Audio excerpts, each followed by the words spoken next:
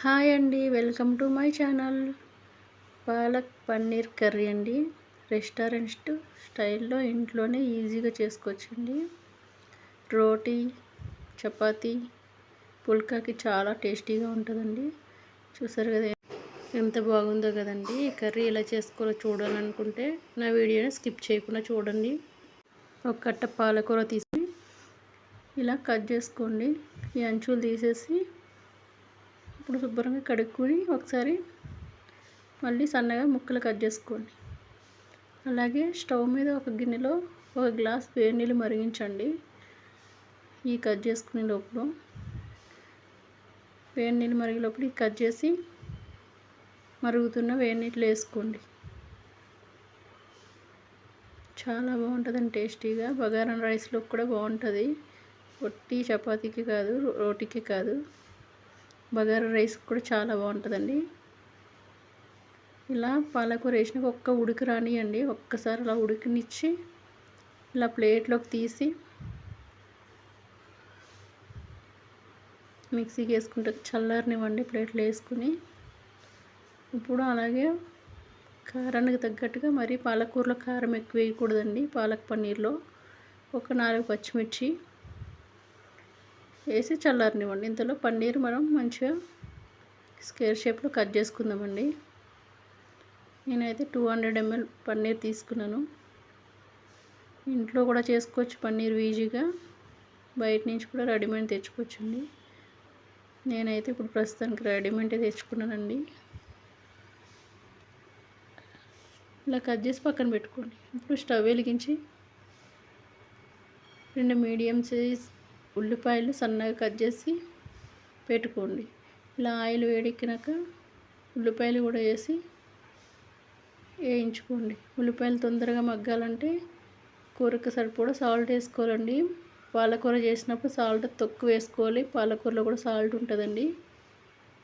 పాలకూర ఎలా చేసుకున్నా సరే, పప్పులు చేసుకున్నా సరే ఉప్పు మాత్రం తక్కువ వేసుకోవాలండి ఎప్పుడైనా సరే పాలకూర చేసినప్పుడు.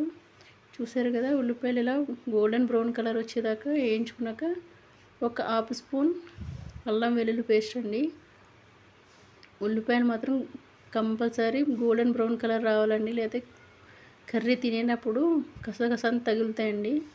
అస్సలు బాగుంటుంది తింటాకి. ఇట్లా బ్రౌన్ కలర్ వచ్చేదాకా వేయించుకుని తర్వాత మనం మిక్సీ పట్టుకున్న పాలకూర పేస్ట్ కూడా వేసి పాలకూర మొత్తం పచ్చివాసన పోయేంత వరకు బాగా వేయించుకోవాలండి. అలాగే ఒక స్పూన్ కస్తూరి మేతి వేసుకోండి.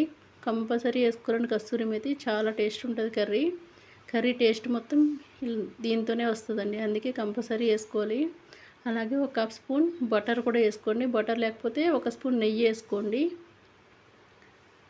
ఇలా మొత్తం దగ్గరగా అయ్యేదాకా బాగా వేగించి ఇప్పుడు దీంట్లో ఒక హాఫ్ టీ స్పూన్ జీలకర్ర పొడి, అలాగే ఒక హాఫ్ టీ స్పూన్ ధనియాల పొడి, ఒక half teaspoon garam masala,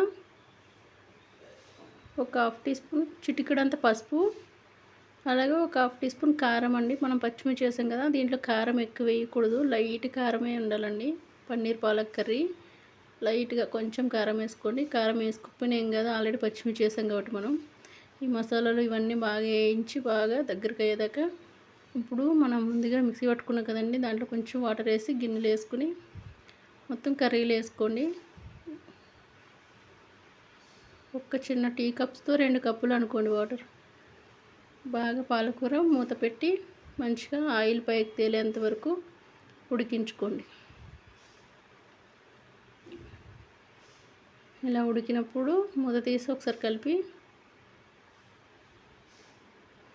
మనం ముందుగా కట్ చేసి పెట్టుకున్న పన్నీర్ ముక్కలను వేసుకోండి. పన్నీర్ ముక్కలు వేసినాక ఎక్కువ కలపకండి, పన్నీరు స్మాక్స్ అయిపోతాయి.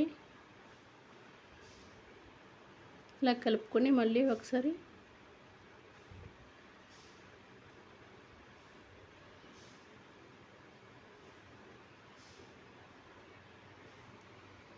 ఇంకొన్ని పన్నీర్ మళ్ళీ వేసుకోండి. ఒకటేసారి వేయలేదండి నేను, కొంచెం ఒకసారి వేసుకున్నా. మళ్ళీ ఒకసారి కలిపి మూత పెట్టి ఆయిల్ పైకి తేలేంత వరకు ఉడికించుకోండి.